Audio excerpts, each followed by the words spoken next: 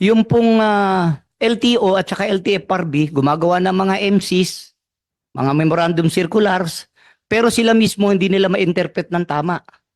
So, huli ng huli, 200,000, 200,000, 200,000. So, lahat ho hinuhuli. Una pong question namin, yung pong JAW na nagtatakda ng 1,000,000 tubos sa mga bus na nahuhuli na sinasabing color room, 200,000 sa mga van, 100,000 sa taxi, 50,000 sa jeepney, 12,000 sa tricycle. Ito po ay naging hindi po tumino ang driver dito. Ito po ay naging dahilan ng korupsyon ng buong enforcement group sa buong Pilipinas because of this. Katulad po namin sa tricycle, iba-iba kami ng lugar, iba-iba ang local government unit nagpapatakbo, pero hindi po magkakapareho yung kanilang mga tubos. Iba-iba pong tubos. Mas mataas pa nga sa probinsya, mas mataas pa sa local government yung tubos kaysa po sa national government, na alam naman natin na under the law, hindi po pwedeng tumaas yung sa lokal, sa national. Kailangan magpantay o bumaba. Pero ito po yung talagang kalakaran, at ang ating pong mga transport driver, wala po sa trackers hanggang sa pinakamaliit na pareho namin, hanggang sa bagong unit ng mga motorcycle taxi na kinikilala na bilang pampasada sa buong Pilipinas, ay nasasakta na, Mr. Chair. So, Mr. Chair, ayoko sanang magsalita ng pero ginawa po itong palabigasan ng ating mga enforcer. Sa MMDA, sorry, hindi nyo ako nakikita palagi. Never akong tumungtong sa mga opisina nyo. Lagi akong nagrereklamo sa tamang lugar. This is the right na tama po na pag-usapan sa Senado. Dahil po, yung pong mga ginagawa ninyong mga kung ano-anong mga programa, hindi po wala pong batas eh. Naintindihan po namin, Mr. Chair, di ba, na may karapatan sila. Pero pag wala pong batas, wala po kaming proteksyon. Ibig sabihin, anytime, sinasabi ko nga sa ating ASEC sa LTO, nagpapasalamat ako, sinagot niya naman, Mr. Chair, pag nahuli ka, lalo na sa LTO, pupunta ka sa adjudication board nila. Sino po ang mag-aano sa'yo? Mag-hearing sila.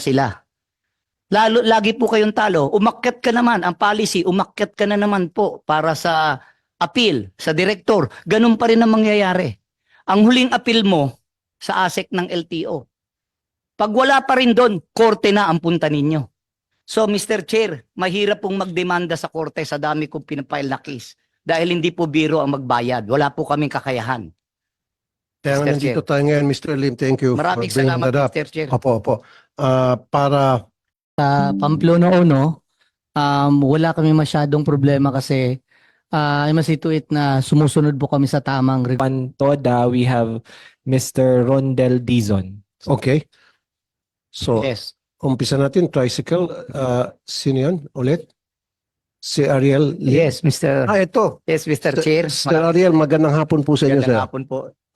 Pasensya na po, hindi ako naka-attend sa mga nakaraang hearings. Okay lang po, sir. Mr. Chair, ako po ay nagre-represent dito ng NACTODA, pero dahil sa wala yung ibang kasama ko, ako rin po ang national chair ng National Public Transport Coalition, kung saan pati mga trackers kasama. Hindi po nakapunta rito yung CTAP, HATAW, INTA, na mga organisasyong malalaki ng trackers na may problema po dyan sa ARTEN.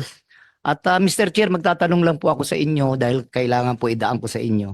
Ano ho ba yung paraan para hulihin? Hindi ho ba, Mr. Chair, pwede bang pakitanong sa LTO o sa ibang ating di ho ba kinakailangan may initial violations bago tayo mampara o manghuli ng anumang uri ng sasakyan? Nasa batas po yan, pero yan po ang problema ng buong Pilipinas, Mr. Chair. Nabanggit ko ngayon kanina, sir. Diba? Buong Pilipinas po, ang tricycle nasa buong Pilipinas. And pangalawang tanong ko, Mr. Chair, pwede masagot po nila, bakit po ang mga enforcer, even LTO, hindi po mga organic, puro JO. Pag nareklamo mo, wawawala na. Ano pong habol ng motorista? Alam po yan ang ating butihing kongresista, si Congressman Bonnie Bosita, na talaga pong pinag-uusapan namin palagi yung mga pagkakamali. Katulad ho ng policy, Mr. Chair, marami ako bibigay na position. Yung pong LTO at saka LTFRB, gumagawa ng mga MCs, mga memorandum circulars, pero sila mismo hindi nila ma-interpret ng tama. So, huli ng huli, 200,000, 200,000, 200,000. So, lahat ho hinuhuli. May mga instansa po na problema ngayon, even in Mindanao, ang tingin ng mga tao sa Mindanao, pinag-iinitan tuloy sila dahil sa politika. Sana naman po hindi mapasok doon. Dahil Davao pa nangyayari mismo. Mr. Chair, nagpunta po ako rito para hilingin lang sa committee na to na dapat po siguro magkasundo ang LTFRB at LTO muna bago sila manghuli. At kung hindi nila matranslate, Mr. Chair, yung kanilang ginawang mga MC dahil iba po ang kanilang mga pagkakaunawa hanggang ngayon di nila masagot for more than a year. Mr. Chair, na sumulat kami, wala pong kasagutan.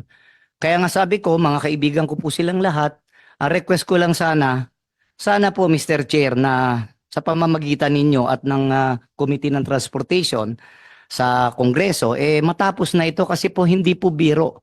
Una pong question namin, yung pong JAW na nagtatakda ng 1 milyong tubos sa mga bus na nahuhuli na sinasabing colorum, 200,000 sa mga van, 100,000 sa taxi, 50,000 sa jeepney, 12,000 sa tricycle.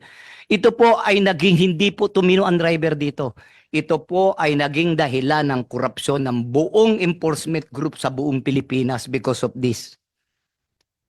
Katulad po namin sa tricycle, iba-iba kami ng lugar, iba-iba ang local government unit nagpapatakbo, pero hindi po magkakapareho yung kanilang mga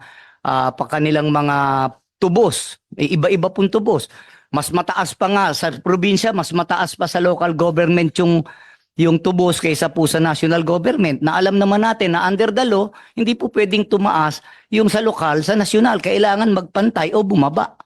Pero ito po yung talagang kalakaran at ang ating pong mga transport driver, mula po sa truckers hanggang sa pinakamaliit na pareho namin, hanggang sa bagong unit ng mga motorcycle taxi na kinikilala na bilang pampasada sa buong Pilipinas, nasasakta na, Mr. Chair.